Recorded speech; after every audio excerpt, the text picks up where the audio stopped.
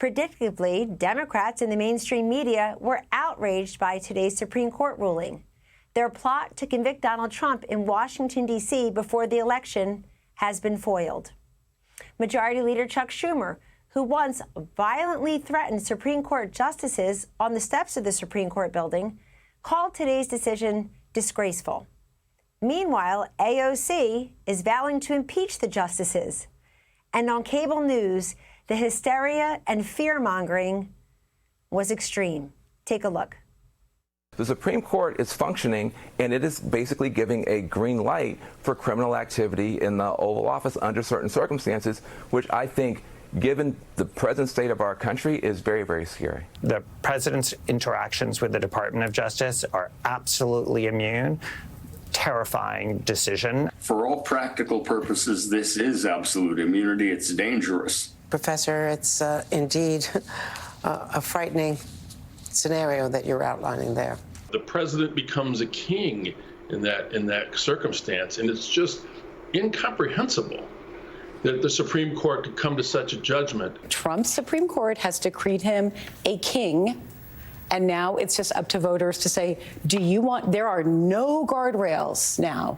Second term for Trump, there are no guardrails. We've been on this steady march of acceptance, a normalization of political violence. Now it's almost codified. I guess, theoretically, President Biden, acting within the scope of his official duties, could dispatch the military to take out the conservative justices on the court, and he'd be immune.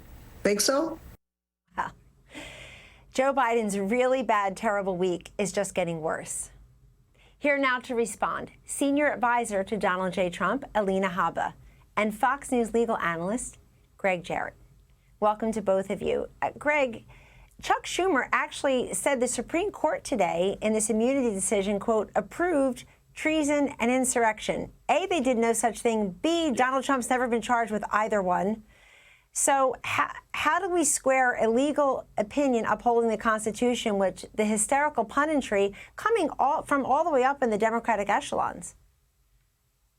Well, I suspect all of those people that you just cited and played clips of haven't actually read the full opinion, which is quite lengthy. And if they did, they couldn't comprehend it, because the exaggerated vitriol, this apocalyptic doom from the left, would be comical if it weren't so pathetic. You're right. Schumer called it a sad day for democracy.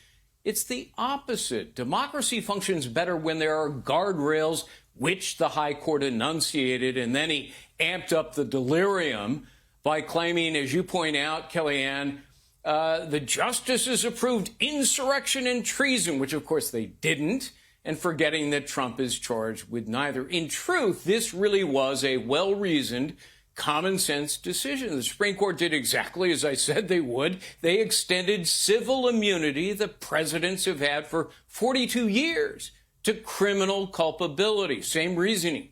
There's nothing shocking in this. Immunity for official acts, no immunity for unofficial acts. So, the earth is not going to stop spinning on its axis tomorrow, despite the liberal hysteria. They need to stop the pearl clutching. There's no doubt. And Alina, AOC, to the extent anyone listens to her anymore, the people in the South Bronx didn't listen to her in last week's primary when she tried to save Jamal Bowman, of all people. Today, she's talking about treason, bribery, other crimes and misdemeanors. She's saying she's going to impeach the Supreme Court justices because she didn't get her way on an immunity case. This seems like dangerous rhetoric, but what's the practical implication of a sitting member of Congress moving to impeach justices?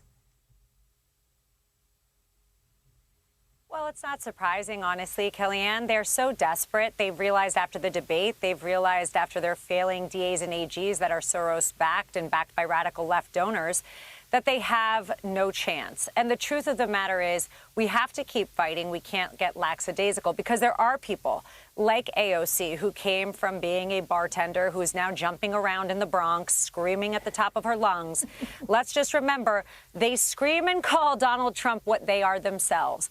This is insurrection behavior. This is behavior to create fear in the American people, to believe that the Supreme Court, which we have always respected, and I respect the dissent, I respect both the majority and the dissent as an attorney, but also as an American. Do I agree with it? No, I don't agree with the dissent. But the behavior of people like AOC is the exact behavior that they would like the American people to believe that MAGA Republicans, MAGA Americans, people that love this country, that is what we are. And that is just frankly false. They are calling us what they are because they don't want us to look at themselves. That is why they're afraid. Because if Donald Trump and when Donald Trump wins the election in November, when we show up and speak our minds and our voices, this will end in this country. We'll get back to the America we know, Kellyanne. I think it's particularly dangerous, Greg and Alina, when you have members of one branch of government, the Congress, highly critical of a Supreme Court decision that's about the executive branch. It just seems extra odious when I hear them pop off. While we have two great legal minds here, I really want to tap into your brains and ask you about any of the legal implications and considerations surrounding Joe Biden perhaps being replaced on the ticket. So what about the ballot access rules in some of the states? Are they still available? Has it closed? And what is it that either of you know about how that would work? Alina, and then you, Greg. Sure.